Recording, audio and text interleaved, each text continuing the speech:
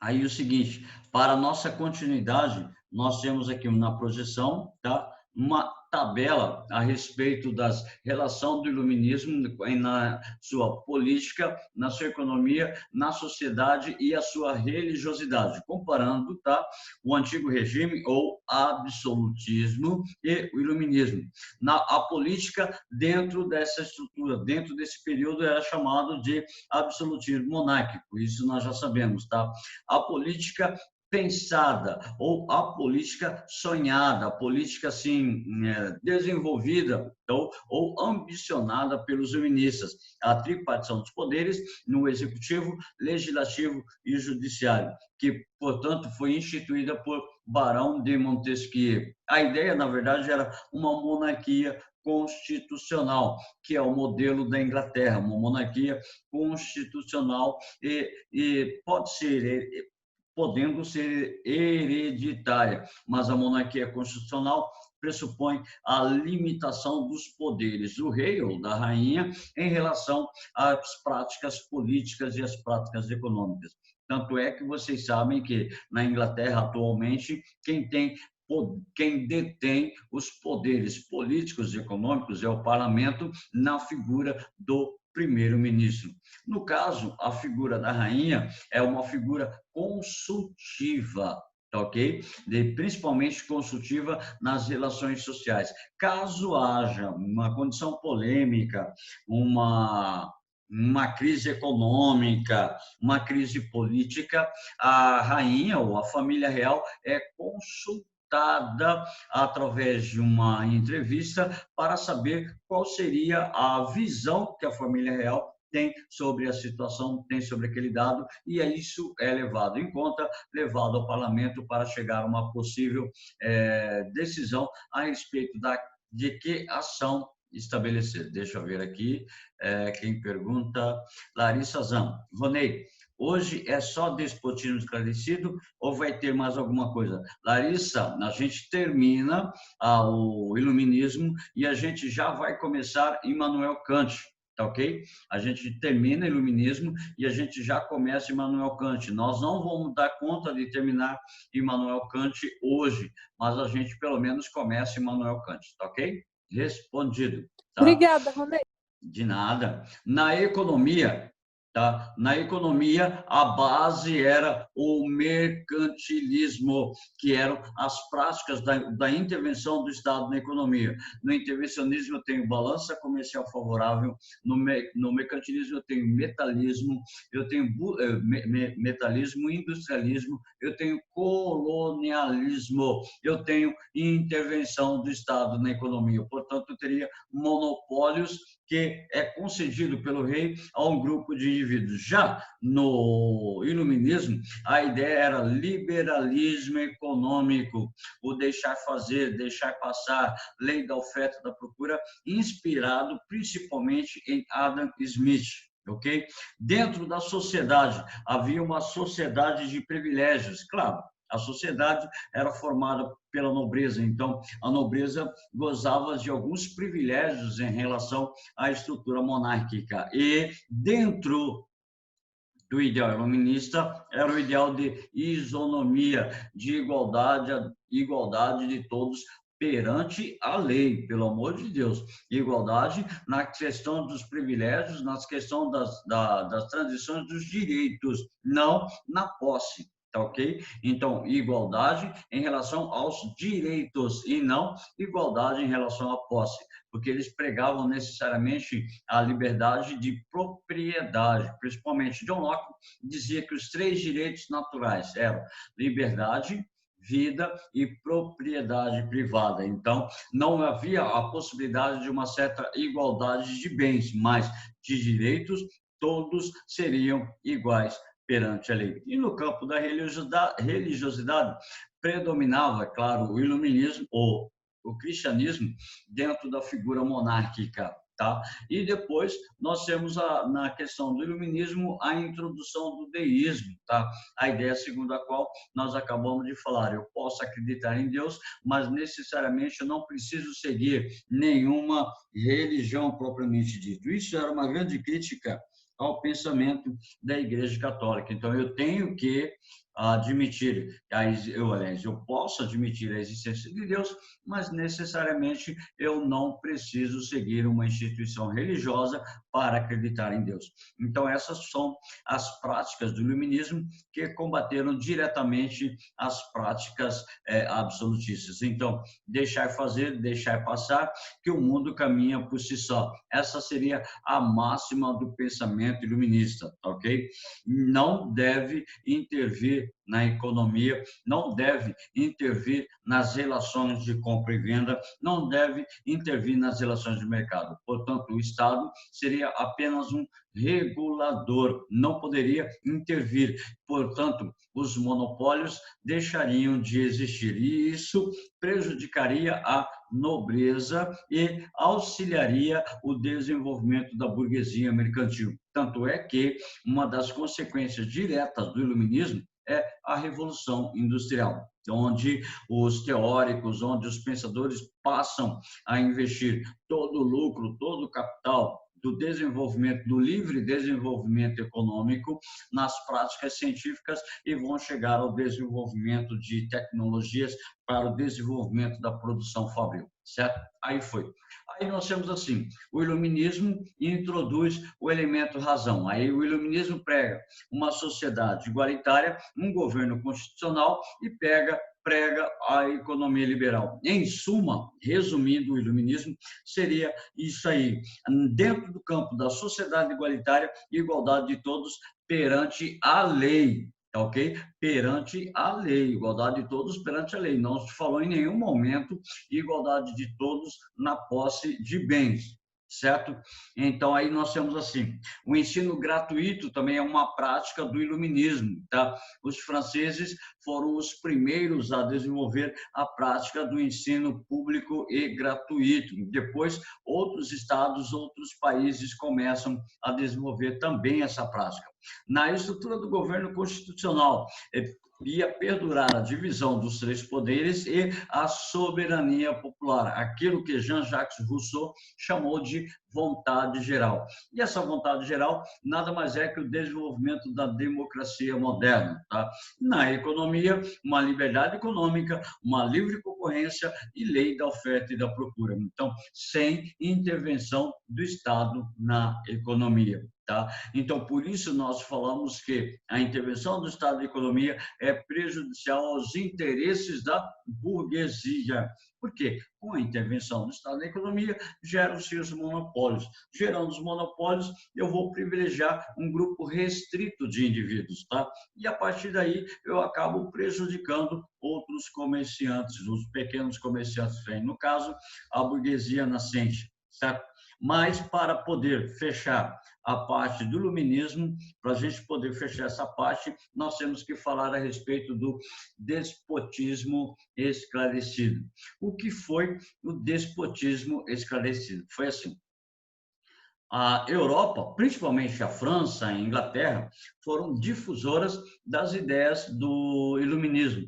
E o iluminismo provocou diversas rebeliões dos países de origem e também fora da Inglaterra e fora da França. Para resolver alguns problemas ou para ocultar o poder absoluto do rei, alguns monarcas adotaram algumas práticas econômicas liberais, como, por exemplo, uma diminuição da intervenção do Estado na economia, uma maior liberdade política, uma maior liberdade econômica. Então, o que foi o despotismo esclarecido? Foi o momento em que reis absolutistas, influenciados pelas ideias iluministas, desculpem o acento, promovem reformas em seus países, porém, sem abdicar seu imenso poder. Promovem algumas reformas, promovem algumas mudanças, mas eles não deixam de centralizar, eles não deixam de controlar o poder. Então, é uma tentativa de evitar rebeliões externas, como, por exemplo, eu te dou alguns direitos, mas eu continuo segurando as rédeas, eu não deixo você livre 100%. Então, aqui nós temos alguns exemplos, tá? Na Áustria, na Rússia, na Prússia, em Portugal e na Espanha, tá ok? Algumas medidas que fizeram com que esses monarcas fossem chamados de déspotas esclarecidos. Esclarecidos porque utilizam as práticas, algumas práticas do iluminismo, como, por exemplo, o José II, rei da Áustria, ele promoveu o fim da servidão e relativa liberdade de imprensa. Ele concedeu uma certa liberdade de imprensa, só que não 100%. Catarina II, da Rússia, a criação do ensino leigo e de uma universidade em Moscou. Então, retirando o monopólio do ensino da Igreja Ortodoxa, ok? Então, algumas pequenas mudanças, mas ocorreram dentro dos modos, dentro das ideias dos iluministas. Na Prússia, Frederico II, chamado rei filósofo, eliminou as torturas no seu país e criou um ensino obrigatório. Então, essas mudanças são fundamentais para o desenvolvimento social. José I, em Portugal, tá? Ele foi orientado pelo Marquês de Pombal, e vocês sabem que Marquês de Pombal no Brasil fez algumas reformas, e vocês estudam em História do Brasil chamadas reformas pombalinas. Talvez vocês já estejam estudando isso em História do Brasil. As reformas de Marquês de Pombal. Então, combate da influência inglesa na economia do seu país, uma certa tentativa de limitar as influências da Inglaterra nas relações econômicas com Portugal, incrementou a produção industrial e o combate à política da igreja. Por favor, só um pouquinho. Combate, aliás, incrementa a produção industrial. Por favor, não era a produção mecânica, não era a produção da, vamos dizer assim, maquinofatureira, e sim uma produção manufatureira, porque Portugal ainda não tinha um desenvolvimento industrial, máquinas, ok? Por favor, e combate a influência política da igreja no seu país, atacando e expulsando os jesuítas de todo o reino de Portugal. É nesse momento em que os jesuítas são expulsos de Portugal e de todas as colônias portuguesas. Consecutivamente, também são expulsos do Brasil. Então, para evitar um controle dos jesuítas sobre a política, sobre a estrutura econômica de Portugal, ele decide expulsar os jesuítas do seu território. E isso porque também os jesuítas eram contra a escravidão indígena. Ainda temos o problema da escravidão indígena. Quanto à escravidão negra, eles se manifestavam, vamos dizer, a favor, mas eles defendiam a liberdade indígena. Quanto ao negro, o negro era tido como uma raça inferior, portanto, eles até incentivavam certos períodos de escravidão da população negra, certo? Então, joga fora a ideia de que a industrialização portuguesa era no campo da esfera de grande escala de produção maquinofatureira. Não haviam máquinas, era produção manufatureira. Tanto é que a Revolução Industrial em Portugal acontece somente depois da Primeira Guerra Mundial, ok? Tem uma certa produção, mas será insignificante. Tá? E Carlos III, da Espanha, orientado pelo ministro Aranda. Vocês devem estudar também a questão da influência do ministro Aranda, principalmente durante o século XVIII e XIX, com a abolição da escravidão, aliás, o processo de independência da América Espanhola. Em História da América, vocês vão estudar isso também. Ele reduziu a tortura e a influência da Inquisição no seu país e também expulsou os jesuítas, tá? Então, a partir desse momento, nós temos os chamados déspotas esclarecidos. Foram reis, foram monarcas, foram estadistas que utilizaram práticas iluministas para manter o controle dentro do seu estado, para evitar rebeliões e manter o controle dentro do seu estado, certo? Rony, Isso a gente... Oi? Rony, Eu. esses três reis de cima, Eles, tipo, foram por livre e espontânea vontade de colocar essas reformas iluministas no país deles, ou eles também foram aconselhados, igual os dois de Não, baixo? na verdade, nenhum deles foi por livre e espontânea vontade, certo?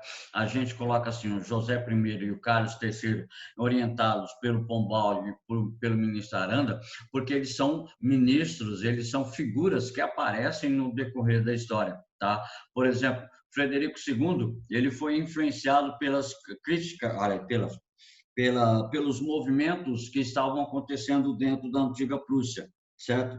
E a antiga Prússia estava passando por instabilidades políticas e econômicas. Então, para evitar a eclosão de rebeliões, os seus ministros acabaram influenciando, acabaram orientando o rei, tá? No caso do José II da Áustria, ele foi orientado pelos Habsburg, certo? Então, significa que o Pombal e o Aranda, eles aparecem em destaque porque nós costumamos estudar em História do Brasil e em História da América o nome desses dois indivíduos, certo? No caso do José I, aparece no Brasil Marquês de Pombal, as chamadas reformas pombalinas, e cai na prova do vestibular. É por isso que está em destaque. Mas todos eles tiveram orientação dos seus ministros para o desenvolvimento para adotar alguns elementos da ideia iluminista, não para adotar, mas para tentar estabelecer uma reforma dentro da sociedade que pudesse manter o povo num certo controle, tá?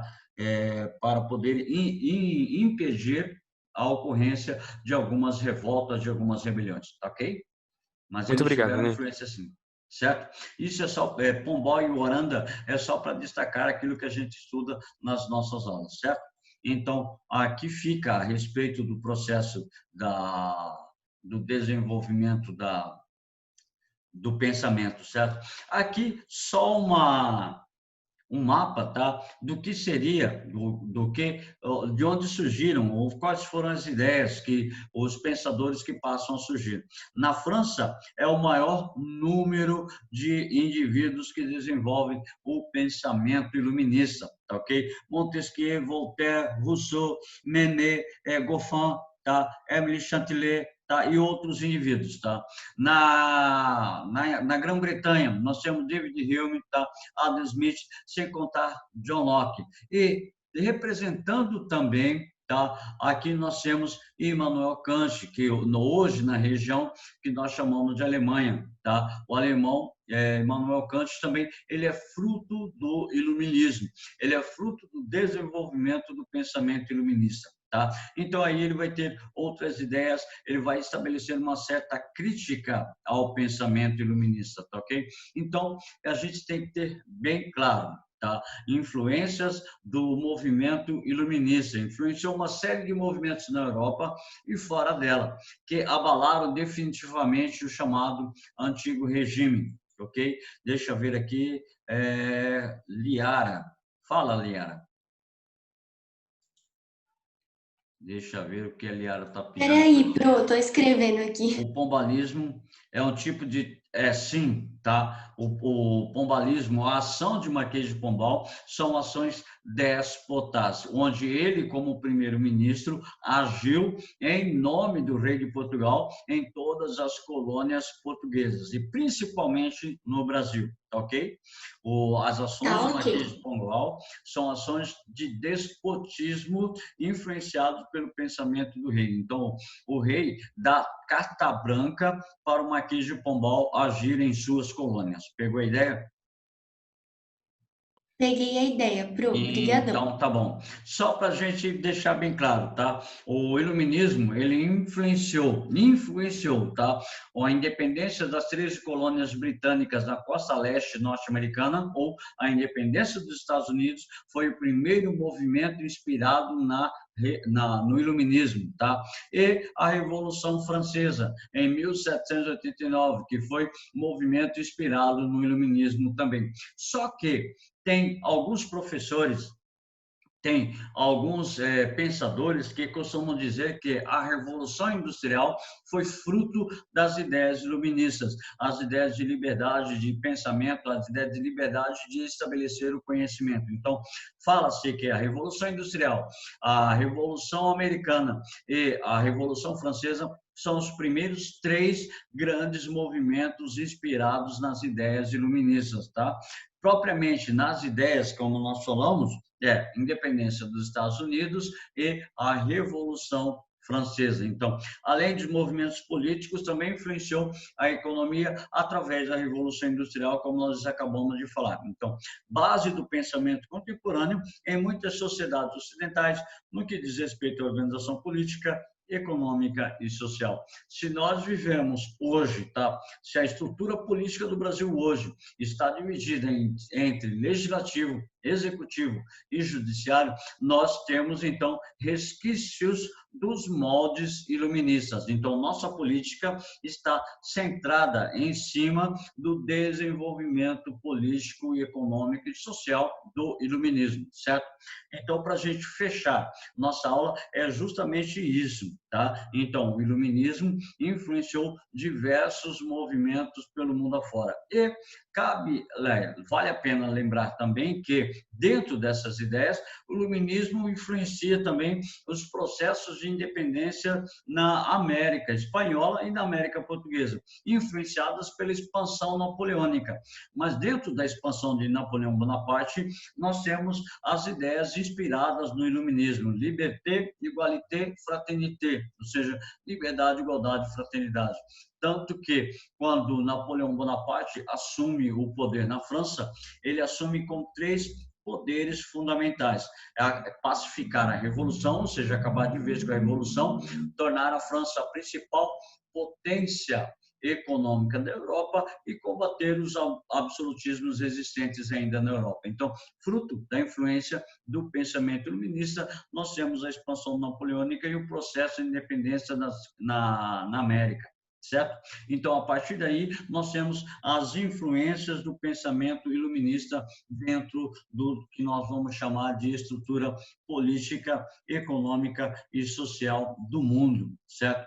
Então, falando a respeito desses pensadores do iluminismo, a base da nossa política é toda centrada neles. A nossa economia está centrada neles. Nós vivemos hoje um sistema chamado neoliberalismo. Eu não sei se o professor de sociologia já entrou num capítulo chamado O Capitalismo e a Globalização. Deixa eu dar uma olhada aqui, só para fazer uma puxadinha com a aula de sociologia. É o capítulo 5. Não sei se ele já passou pelo capítulo 5, onde ele fala assim: a globalização capitalista e o mundo do trabalho. Aqui, neste capítulo, ele vai dar a proposta de origem do capitalismo, as ideias do trabalho a respeito sobre Hegel e Marx e o desenvolvimento do trabalho como geração de riquezas. Então, Adam Smith já via o trabalho como a principal riqueza de uma nação. E os filósofos iluministas passam, tá, a divulgar as suas ideias, divulgar os seus pensamentos a respeito do desenvolvimento político, econômico e social. Certo? A respeito disso tudo, nós temos assim: as ideias do iluminismo expandem, não só ficam na Inglaterra, na França, as ideias do iluminismo também chegam ao Brasil, tá? E como é que as ideias do iluminismo vão chegar ao Brasil, vão chegar, por exemplo, na Colômbia, vão chegar, por exemplo, nos Estados Unidos, na Alemanha?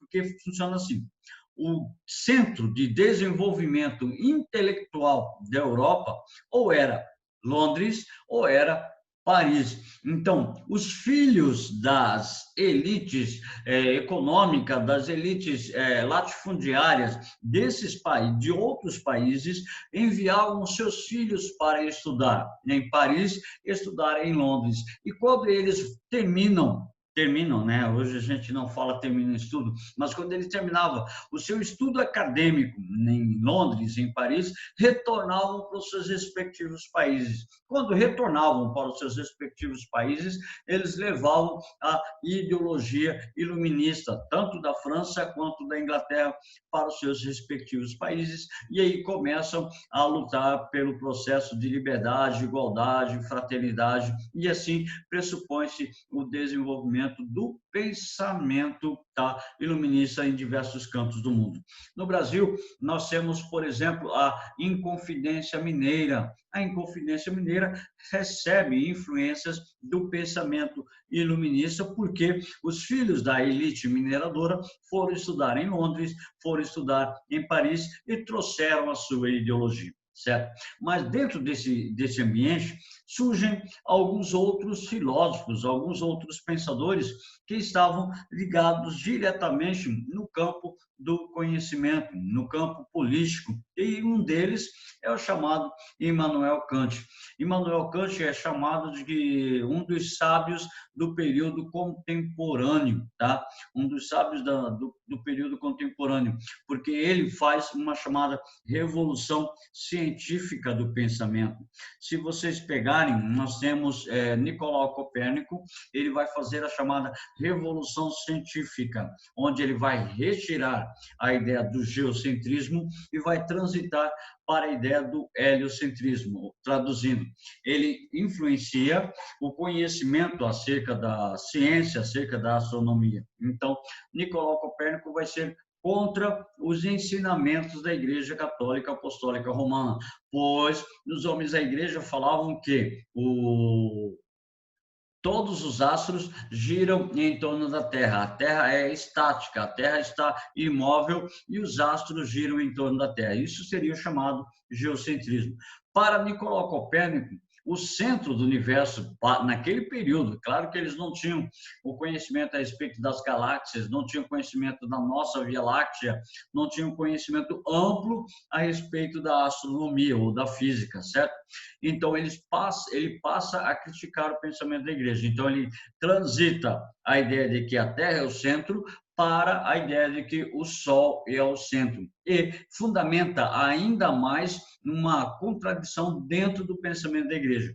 A igreja falava que você chega ao conhecimento por meio da iluminação divina. Santo Agostinho, não sei se vocês estão lembrados, para Santo Agostinho, a verdade está no interior do homem. E o homem só conhece essa verdade se Deus o ilumina e o permite que ele chegue a uma condição máxima da sua verdade.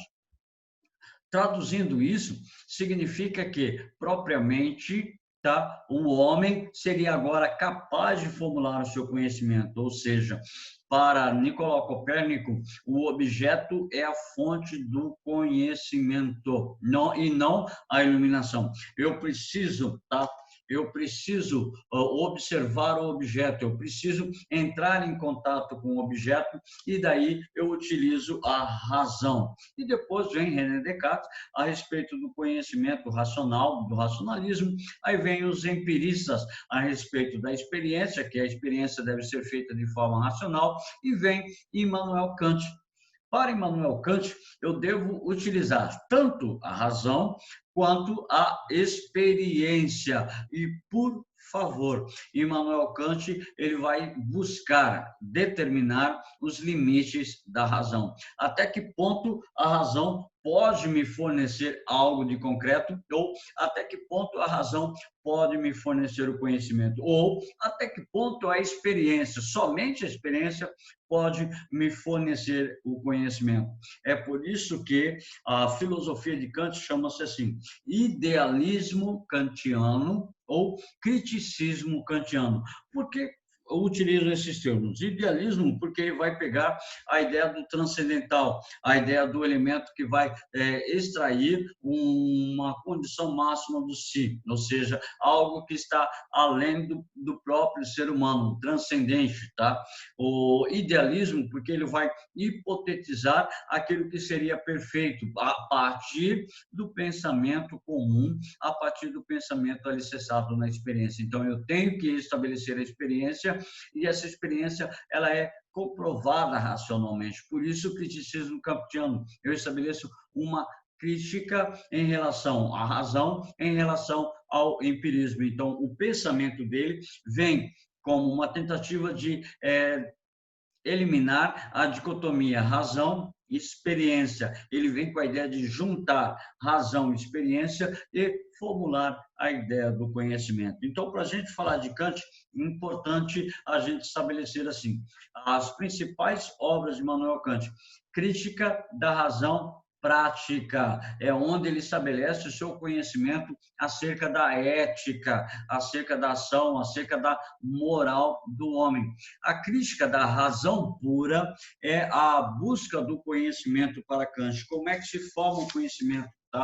Em Immanuel Kant. Então, para isso, ele estabelece obras, ele estabelece escritos explicativos acerca das suas teorias. E eu não espero que vocês tenham Kant 100% na mente, porque Kant existe um chamado dicionário kantiano, tá? Nesse dicionário é para entender os termos que ele está querendo utilizar, ou os termos que ele utiliza, ou as ideias que ele determina através de uns termos específicos, certo?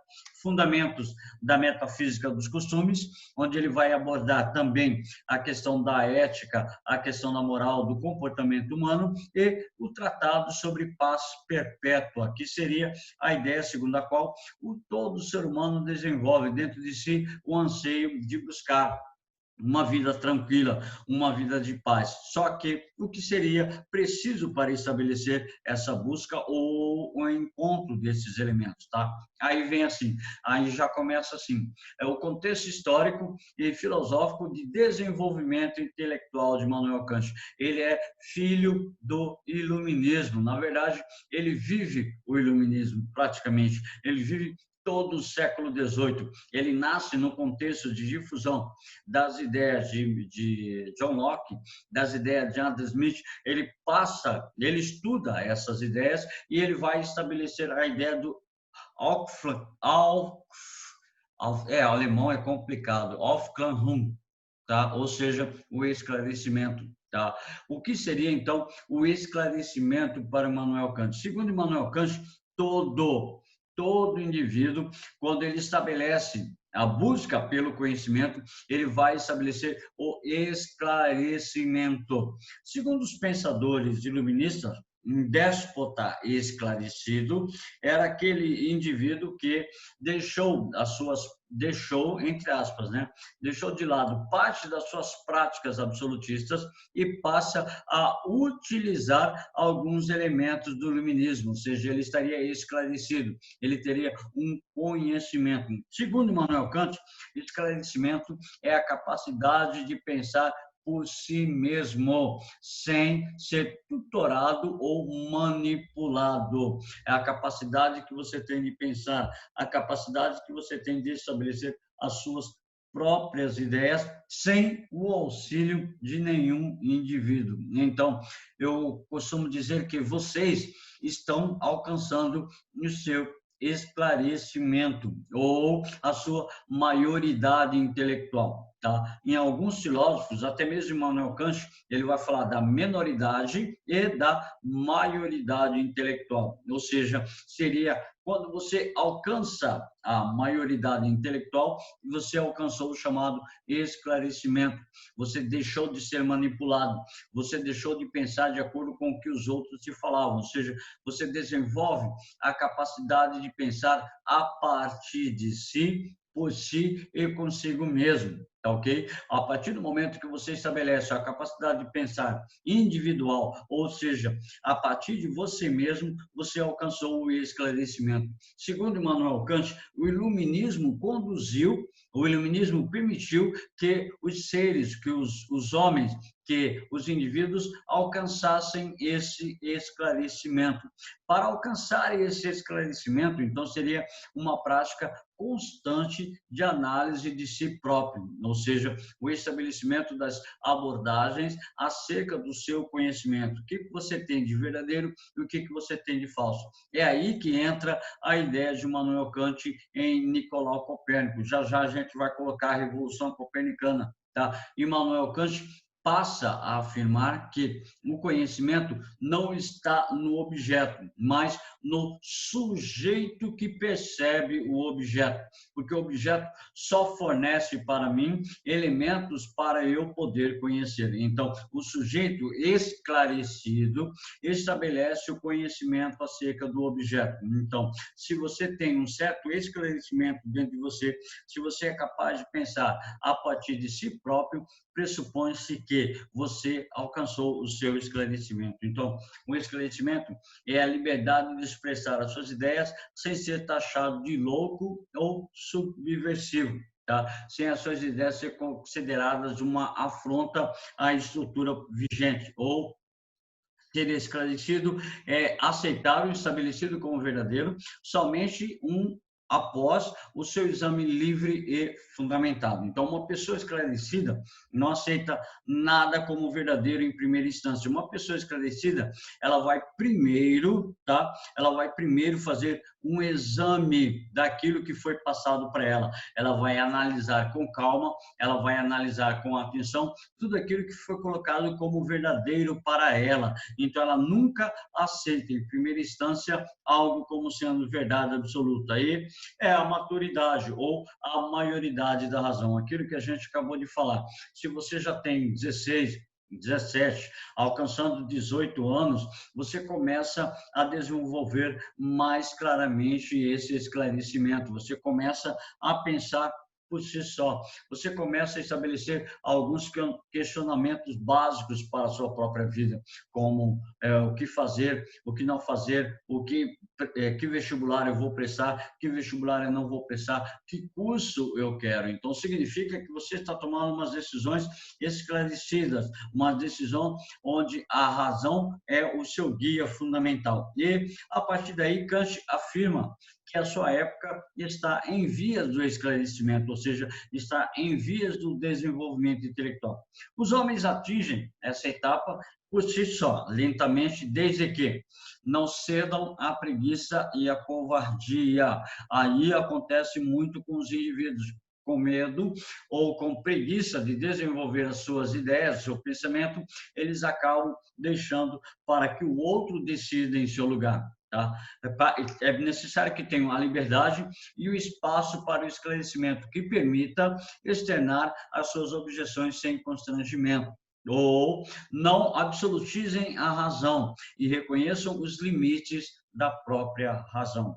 Então, segundo Immanuel Kant, é necessário que eu possa perceber até onde até onde vai a minha razão, até onde vai os limites da minha razão. Se tem limites, eu devo obedecer a esses limites. Jamais eu posso extrapolar os limites que a minha razão me coloca, certo? E a crítica da razão proporciona a paz de estado legal por meio de um processo que resulta em uma sentença, ou seja, a crítica da razão. Eu vou analisar até que ponto essa minha razão me permite conhecer, analisar até que ponto essa razão me conduz de maneira adequada para os elementos do conhecimento. É estabelecer os limites fundamentais para poder estabelecer o conhecimento enquanto tal. Então, nós dizemos assim, Kant provocou uma profunda revolução no campo do pensamento. A ideia de Nicolau Copérnico era que o objeto, tá? O objeto é a fonte do conhecimento, tá? Segundo Immanuel Kant, a fonte do conhecimento é o sujeito, porque o conhecimento é formulado aqui e não no objeto. O objeto apresenta para mim apenas atributos externos e internos que me permitem conhecer o objeto. Então, segundo Kant, eu preciso tanto da experiência quanto da razão para formular o conhecimento. Então, o sujeito fornece a forma, o objeto está aqui, o objeto é o número, ou seja, a coisa em si. O que a coisa em si si. A coisa em si é o objeto, o ser, ou a coisa como ele se demonstra para mim. Então, o objeto ele fornece somente o elemento da matéria. Através dos meus sentidos, eu vou identificar essa matéria. As minhas impressões sensíveis identificam a matéria como um elemento do conhecimento ou não. E dentro dessa ideia, ó, as possibilidades, condições e possibilidades do conhecimento, né, entre racionalismo e empirismo.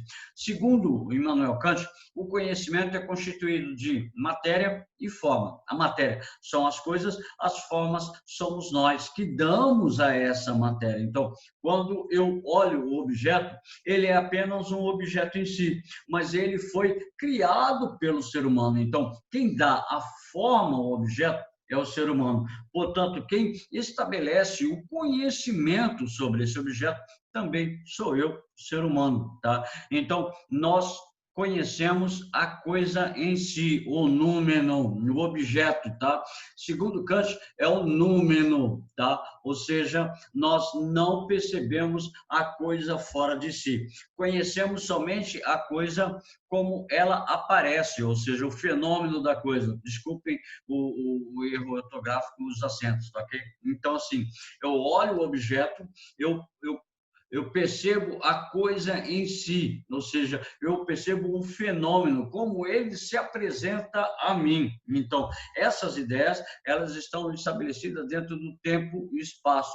A coisa em si e o fenômeno, elas estão distribuídas no tempo e espaço, que podem alternar, que podem se alterar de acordo com o tempo e espaço. Hoje, eu posso perceber esse objeto dessa maneira. Daqui 100 anos, pode ser que não exista mais nenhum objeto dessa maneira, mas pode haver um outro fenômeno semelhante, certo? Então, a ideia de Immanuel Kant é pensar é dar as formas às coisas, a partir das nossas categorias de entendimento que são inatas e a priori, ou seja, eu olho o objeto, eu já formulo uma ideia, ou seja, eu já tenho um conhecimento. Quando eu olho para essa garrafa, eu já tenho um conhecimento a priori, eu já sei o que o objeto representa, mas eu só sei o que o objeto representa porque antes desse conhecimento a priori, eu tive que entrar em contato com o objeto. Então,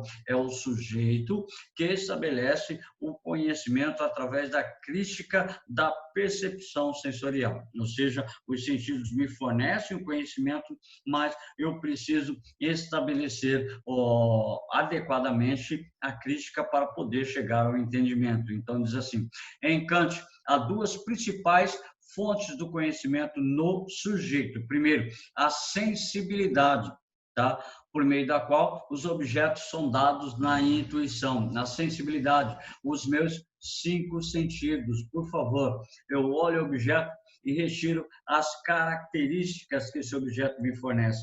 Mas eu só retiro as características por meio dos elementos sensoriais, por meio dos dados sensoriais que são percebidos, ou seja, através dos meus 5 sentidos. E o entendimento, por meio da qual os objetos são pensados nos conceitos. Eu vou estabelecer, eu olhei o objeto, fiz a experiência do objeto e estabeleci um entendimento. É uma garrafa plástica de água, tá? Ou um recipiente para armazenar. Oh, meu Deus do céu! Olha, já esqueci a palavra. Olha, armazenar água. Jesus amado, surgiu, deu um branco agora na minha cabeça. Mandaram aqui para mim o comentário, deixa eu ver o comentário. Oh, armazenar água, tá? Para armazenar água, pelo amor de Deus, o que é isso? Certo? Então, dentro do pensamento de Immanuel Kant, eu tenho a sensibilidade, que são os sentidos, e o entendimento, que é a própria razão. Então, eu não consigo formular um conhecimento dissociado, primeiro, da experiência, segundo, da razão. Então, essa experiência ela deve ser racional. Então, ele vai contradizer tanto os racionalistas quanto os empiristas. Os empiristas reconhecem que o conhecimento só se forma através da experiência, e os racionalistas que o conhecimento seria já inato, estabelecido através da razão. Então, ele vai colocar assim uma conciliação entre razão e experiência, ou seja, a sensibilidade e o entendimento. Por meio da sensibilidade, você chega ao entendimento. E o entendimento seria um suporte da sua sensibilidade, porque através dos seus sentidos você é capaz de estabelecer racionalmente uma definição acerca dos objetos, acerca das coisas que circundam no meio natural. Aí ele vai estabelecer assim: a respeito do conhecimento, eu tenho a chamada estética transcendental. Quando nós falamos de estética, em Aristóteles, por exemplo, falou estética, nós estamos falando da arte do belo, tá ok? Falou estética hoje, vai lembrar salão de beleza, vai lembrar salão de cabeleireira e assim sucessivamente. Em Kant, estética tem tudo a ver com a sua percepção através dos sentidos. Então, estética transcendental, aquilo que meus sentidos podem perceber além da possibilidade do comum. Então, Kant identifica a sensibilidade como a capacidade de receber representações através do modo como fomos afetados pelos objetos. Ou seja, eu olho o objeto, tá? Eu olho o objeto e eu falo assim: ó, esse objeto é bonito, ó, esse objeto é feio, ó, eu não gostei desse objeto. Independente da questão do gosto, aí entra a questão das minhas preferências, do meu gosto, independente se eu achei bonito ou feio, o objeto é o fenômeno em si, ele é o que é. Aí eu vou atribuir ao objeto, tá, um elemento transcendental, ou seja, um predicado. Eu vou estabelecer o objeto garrafa. O objeto é feio, o objeto é bonito, ou eu gostei do objeto. Então, segundo Immanuel Kant, isso chama-se estética transcendental. Então, seria o modo como o conhecimento se relaciona com os objetos.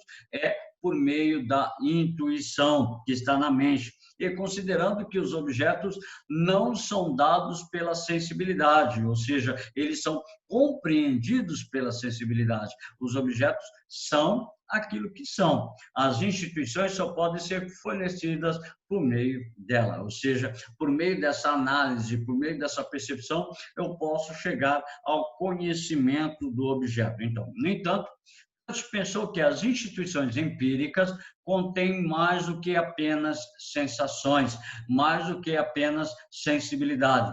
Para ele, os objetos são formados por matéria e forma. Então, isso é claro, isso é basicamente o que ele pôde estabelecer da mudança do pensamento de Copérnico. Para o Copérnico, o objeto é apenas a matéria do conhecimento. Para o Immanuel Kant, o objeto ele tem uma matéria e ele também tem uma forma, como, por exemplo, se eu falo assim, garrafa, obviamente você vai pensar nesse objeto que eu acabei de mostrar, mas você pode pensar um outro tipo de objeto. Então, o objeto ele possui matéria e forma, e essa matéria e forma, elas podem se alterar, como, por exemplo, esta garrafa, ela é de plástico. Ou você pode ter uma garrafa de metal, ou você pode ter uma garrafa de vidro, ou você pode ter uma garrafa de um produto artesanal qualquer. Então, segundo Immanuel Kant, todo objeto, tudo que existe é composto por matéria e forma. Os objetos, eles são compostos por matéria e forma e determinam a forma com a qual eu posso percebê-los, ou seja, eu retiro a forma do objeto, eu retiro a matéria do objeto e formulo o conhecimento através da minha sensibilidade. E o entendimento me faz praticamente estabelecer o conhecimento verdadeiro. Então, a estética transcendental está ligada à questão da matéria e forma, sendo a matéria corresponde à diversidade que sentimos, isto é, as próprias sensações. E a forma corresponde àquilo que ordena a multiplicidade dessas sensações em certas relações. Traduzindo, a matéria muda, a matéria ela pode ser estabelecida em diversos elementos e a forma também. A forma ela é múltipla. Quantas formas de garrafa você conhece? Ou quantas formas de qualquer objeto você conhece? Essa minha garrafa, ela está aqui do lado, uma garrafinha de água de plástico. Você pode estar com uma garrafa do seu lado, uma garrafa de vidro, uma garrafa de metal, uma garrafa de um outro tipo de plástico. Então, necessariamente, ele diz assim, se a matéria corresponde apenas às sensações, as formas devem ser encontradas em outro lugar. Então, segundo Immanuel Kant, eu olho o objeto, eu tiro do objeto a matéria. A forma é uma condição da mentalidade do indivíduo. Então, o conhecimento sobre a forma e a matéria é formulada pelo entendimento humano, ou seja, a experiência me faz perceber a matéria e também a forma. O entendimento me faz ter o conhecimento da matéria e da forma. Traduzindo, você olha o objeto, você vê o objeto, retira os elementos do objeto e sua mente processa o conhecimento. Traduzindo, é basicamente isso. A experiência, você entra em contato com o objeto e a razão, você formula o conhecimento desse objeto, claro, a partir da experiência que você teve acerca desse objeto, certo? E para contrapor a estética transcendental, nós temos a questão da analítica transcendental. Se a estética corresponde às formas com as quais eu estabeleço a percepção sensorial a respeito do objeto, a analítica é a forma com a qual eu formulo o meu conhecimento. E esse conhecimento é feito através dos meus juízos. Juízo seria a capacidade de julgar, de estabelecer um determinado julgamento acerca das coisas, ou seja, estabelecer aquilo que é certo, aquilo que é errado, aquilo que é bom, aquilo que é ruim. E para isso, Immanuel Kant fala que o conhecimento limita-se ao fenomênico. Eu só vou conhecer o fenômeno, aquilo que o objeto, aquilo que a coisa é. Eu não posso retirar desse fenômeno algo que seja transcendente a ele, ou seja, evidenciando que não podemos estender os nossos juízos às coisas como são em si mesmas. Eu vou julgar a garrafa, eu vou estabelecer um juízo acerca da garrafa. Se eu coloco o juízo de gosto, por exemplo, é bom, é ruim, eu estou estabelecendo uma análise fundamentada acerca do fenômeno garrafa. Tá? A coisa em si, o número, tá? Nos escapa. Não pode ser conhecida, somente pensada. Eu não posso conhecer a garrafa. Eu penso aquilo que é a garrafa. Tá? Trata-se apenas de uma primeira visão da chamada lógica transcendental ou da chamada própria analítica transcendental. Para isso, Kant estabelece os juízos, tá? As formas com as quais eu vou analisar os objetos, os seres e as coisas. E ele estabelece os juízos analíticos e os juízos sintéticos, tá? Os juízos analíticos são aqueles que analisam o objeto sem trazer novos conhecimentos, tá? Ele é a priori, ou seja, ele não precisa da experiência, ele é universal. Como, por exemplo, se eu falo para vocês, garrafa é um objeto para armazenar água. Então, não tem nada de novo nisso. Todo mundo sabe que a garrafa é um objeto para armazenar líquido, armazenar água, tá?